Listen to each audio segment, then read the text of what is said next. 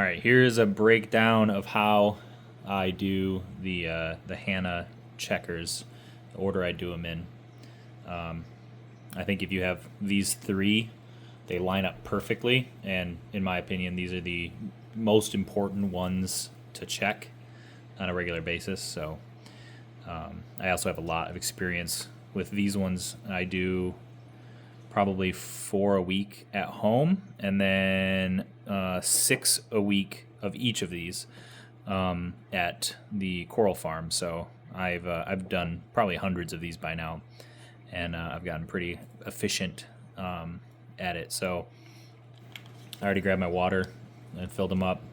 So I'll get my packets now, and I tend to do this beforehand with a big set of them, but just to show you individually, I'll tap them on the corner just to get all of the powder down in the bottom. Otherwise, it can kind of puff out, especially the nitrate, I find, is a lot finer and likes to puff out into the air if you have not done this.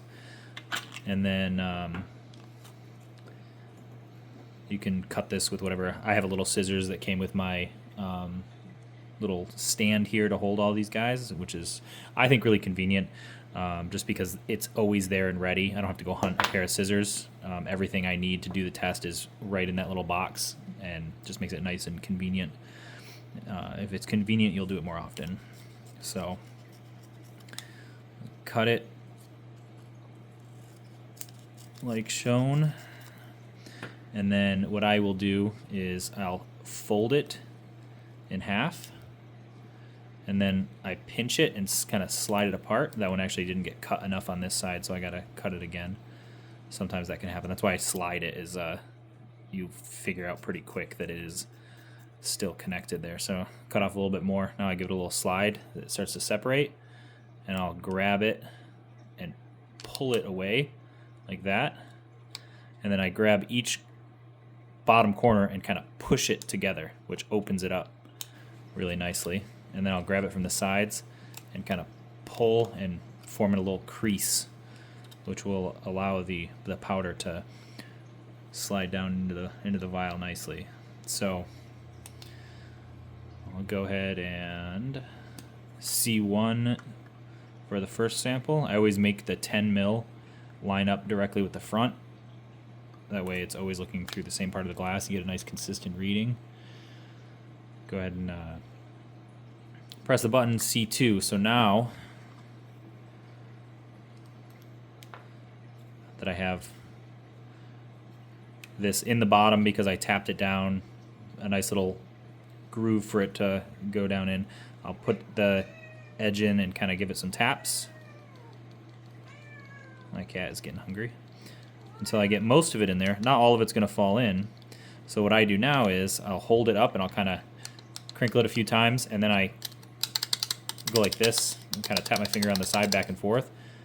Do the same thing, and I don't know if you can see, but that actually got a bit more powder to go down to the bottom.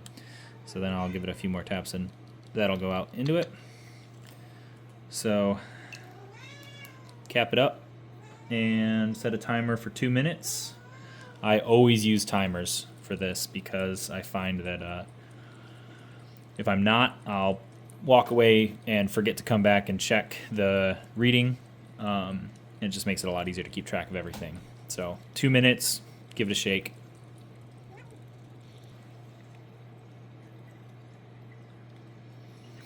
All right, 2 minutes is up. It started to change its color, and I tend to give it a few taps on the bottom just to try to knock off some of the bubbles from shaking. 10 mil facing forward, same way as before. And then you're going to want to press and hold for a few seconds until it starts its countdown. 7 minutes on the nitrate. And I set a timer for that one. That's the only other timer I do. So the rest of them kind of line up perfect. So 7 minutes. Now we're going to start the phosphate one. Again, same thing. Give it a couple taps. And I do the packet the exact same way. Give it a cut to open it up. And then I, again, take it and I bend it in half give it a slide so it starts to open, and then grab the top corner up here and kind of pull it to start opening it up, and then grab each corner and push it together. And then I follow that up with my fingers to give it a crease on both sides. Okay, so C1, same thing, 10 mil forward.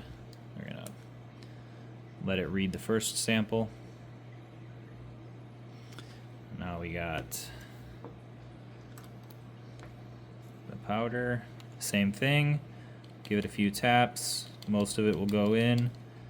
There'll be a little bit left, so I'll open it, close it, kind of give it a few taps on either side. Get the last bit of that residue in there.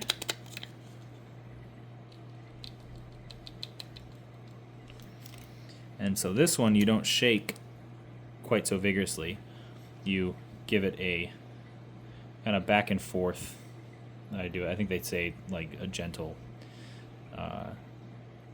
turning it over gently. I can't remember their terminology, but something you'll notice is you do this for 2 minutes as well, and you have about 5 minutes or so left. If I'm not talking, I can usually get this in and started shaking around 6 minutes left on the timer, but 5 minutes is perfect because it's 2 minutes of mixing and then 3 minutes for the test to run. So these are going to finish almost at the same time, within a few seconds of each other.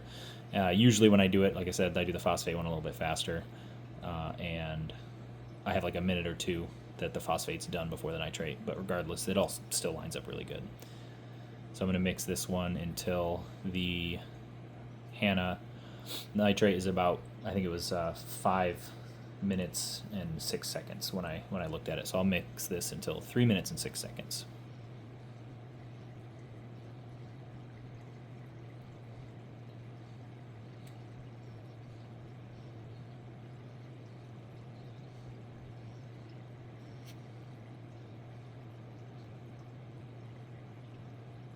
Alright, there we go, 3 minutes, 6 seconds. So I'm going to press this.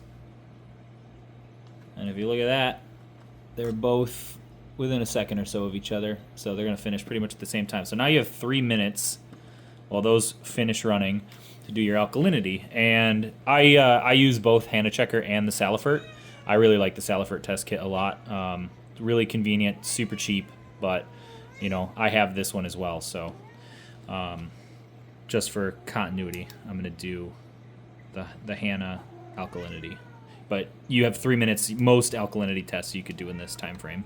So this one's pretty easy. You just put the vial in, same thing, 10 mil forward, press it to get your first reading. And now it's ready for its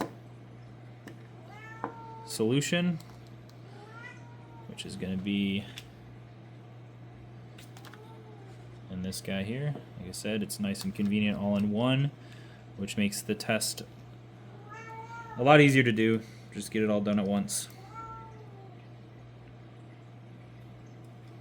Pull up your 1 mil of the solution, and then you're gonna put the entire 1 mil in the container.